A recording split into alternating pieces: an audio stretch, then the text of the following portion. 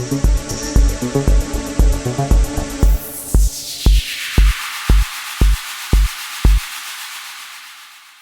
morning, everybody. Morning. Thank you so much for being here. Gorgeous day. Winter's coming. It's great. I can wear long pants. Okay, let's pray. We thank you, Father God, for walking ahead of us. We thank you that you are here, that you know what's going on, and you have us all in your hand. Thank you so much. Right, you probably noticed Council's program of respect, encouraging people to respect one another. Well, that got me going. So listen to Greg's speech. He's getting speeches from all sorts of high-profile people, Amanda Cam, some sporting guy, and they're all talking about what respect means to them. So this is Greg's speech. He said, respect should be one of the basic tenets of normal life. I suspect he means tenets, not tenants. Tenets are the core guidelines for behaviour, decision-making and shared values. I absolutely agree. It should be a basic tenet of human life. However, he always also said it should be right, and we are seeing a lack of respect increasingly from the highest levels of society. Yes, we are. We absolutely are. But respect is how we speak to each other, how we look after each other.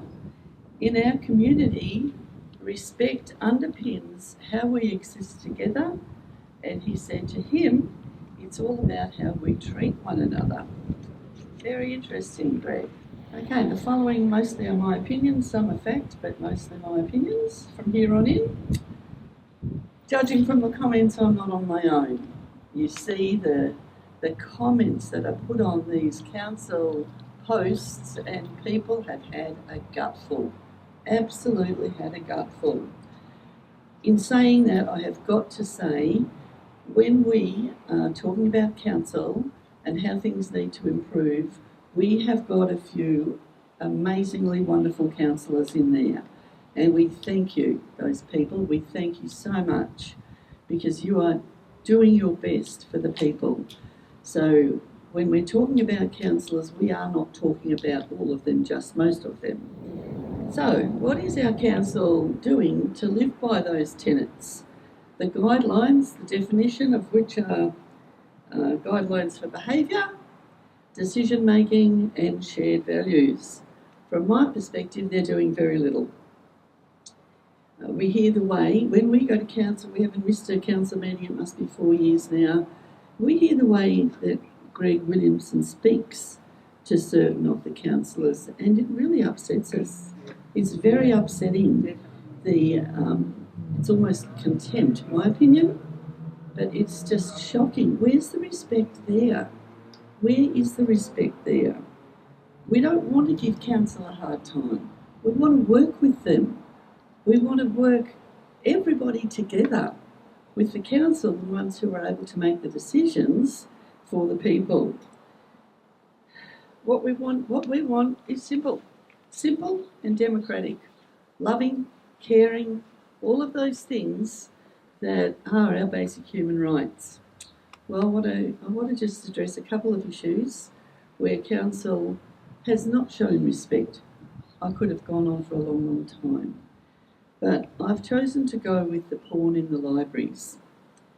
We went through a time where the porn in the libraries was absolutely horrendous. This book was there. Our littlies could get a hold of it at any time. Welcome to Sex. You can have a look at it. You'll just about vomit when you read it. One of many. One of hundreds of books that were in there. And just, some of them, the violence, there was rape, there was torture, there was just horrific, some of the books. So we, at that stage, were able to speak for 3 minutes in council without notifying them. We could just rock up and speak about any issue. We spoke about many, many issues, Rhonda and I. We spoke about this book in particular, one of hundreds.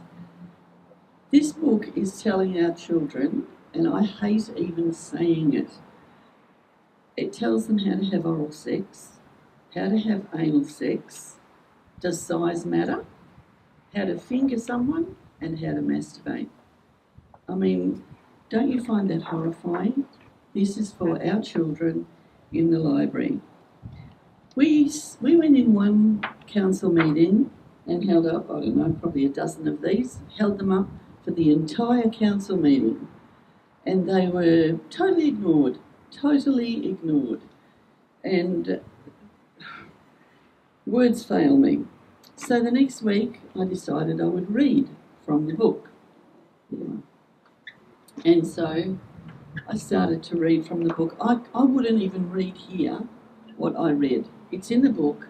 I read it in council and they cut the live stream because it was too offensive for them to listen to, but it's okay for our children.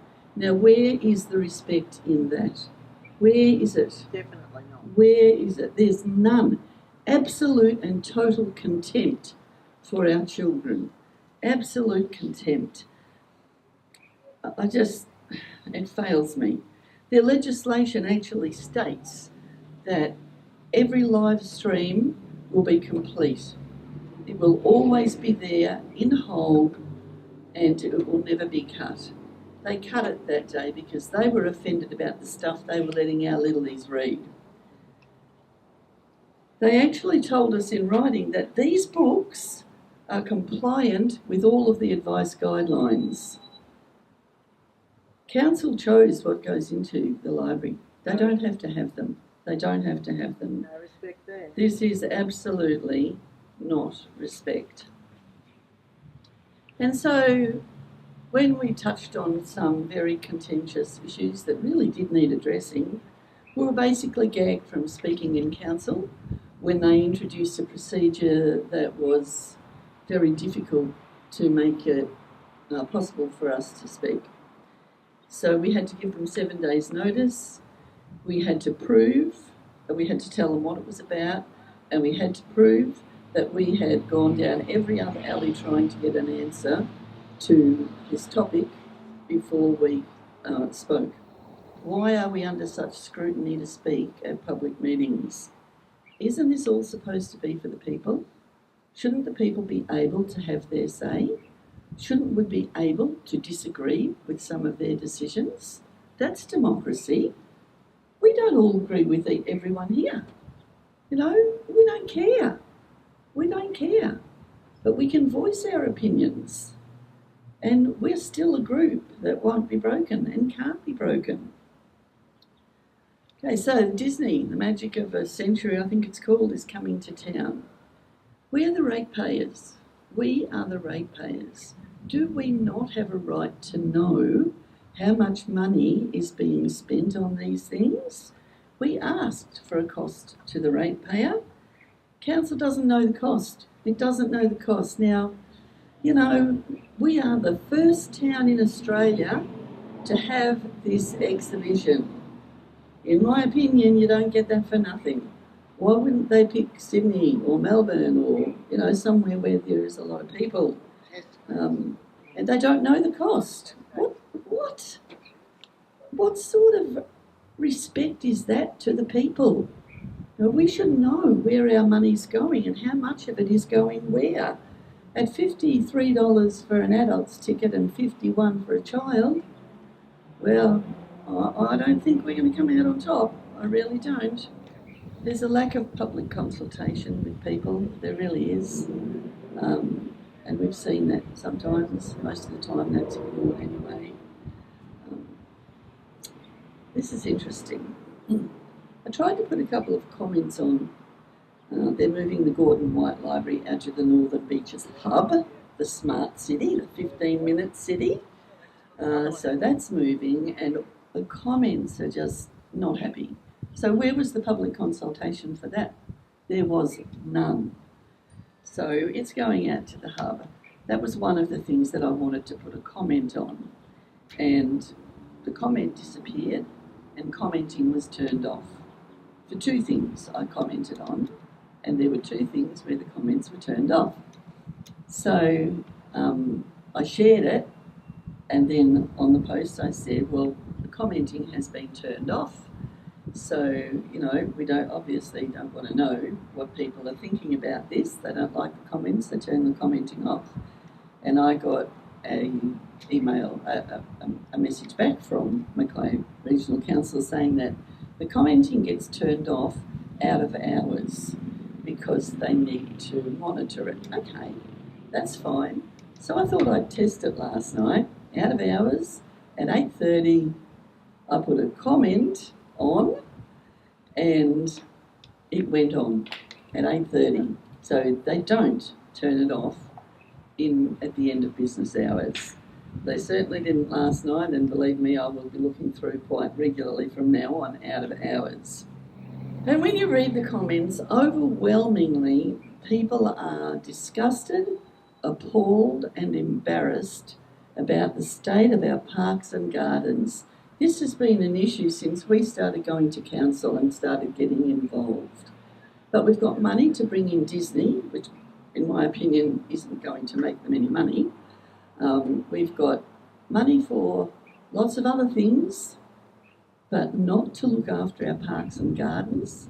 And then they get up and spruik how wonderful it is for tourism. Well, really? You know, it used to be one of the neatest, tidiest towns in Queensland, I've been told. Mate, it wouldn't even make a short list of 1,000, I don't think, now. So it's embarrassing. It really is embarrassing. Rhonda and I actually went and had a chat to the Mayor and the last CEO about several things, and all the CEO could say to that was, oh, my passion is parks and gardens. Yeah, we noticed. Not. So if council wants respect, and they should have respect, but it is earned, it is not demanded. Many changes must be made in order for us to be able to give that respect. So council, we don't want to be saying these things, but what we do want is for you to work with us and stop doing your own thing. So we'll leave it there, and we're just going to keep making people accountable for what they're doing. And not just council, but, you know, you've heard the speeches. So that's it. Thank you very much. Thanks. Good morning, everybody. Thank you for being here. It's such a beautiful day. The river is awesome today. We're so lucky to live in the Mackay region. Not for want of some things like we spoke about earlier, but very fortunate, and thank you for coming. Don't forget, happy Mother's Day to all the mothers and the fathers that are mothers. And there's a few of them, the fathers having the mother's roles. But happy Mother's Day to everybody tomorrow, and I hope it's a glorious day as it is today, and you all have a lovely time. So just following on with what Tim has said about Mackay Regional Council, we've come across at one of the meetings that we attended a conversation that council has with a policy that they've brought in, and it's called the Facilitating Development in the Mackay Region policy. It's one to watch. It is one to watch because one of the clauses in that policy approves concessions for developers that want to do a project or build something in our region, which is a good thing. It can be a good thing. It not necessarily is a good thing. Like the meat labs and those sort of things we do not want. But there are a lot of things that we could use in our region, and if we can get a company to come in and do so, that's really good. We've got a lot to offer businesses that want to come into our region. But the council has this ability to approve concessions of their fees and charges towards those developments. And there's a company that's in Mackay, and they're building a 144 unit aged lifestyle village at Rural View, Rosewood Avenue, Rural View. So they're doing the second and third stage, and in the second and third stage of this development, the council have approved a $1 million concession to this business to help it build this development of this aged care facility. Now, this company, I'm sure, will be making a lot of money from this facility once it's up and running, a lot of money. So the council have given them a $1 million concession for building this project. And yet at the same time, they're telling ratepayers that they're going to have to increase our rates because of the high cost of living, etc. Blah, blah, blah. You know, fair's fair. Fair's fair. And I really think we need to watch the facilitating development in the Mackay region policy. Many times at the end of the council meetings that we attend, the council goes into confidential discussions on confidential reports that the public gallery have to leave the room so they can then discuss. So this is probably the type of things they discuss when we are not allowed to be there to listen. I don't know about you, but my rates are high. And I think we're one of the highest in Queensland, if not Australia. You know, we struggle to get our rates paid. And then the water bill on top of it. So here we go. How about some concessions, you know, towards the ratepayers, if you really want to build the economy in this region? Thank you.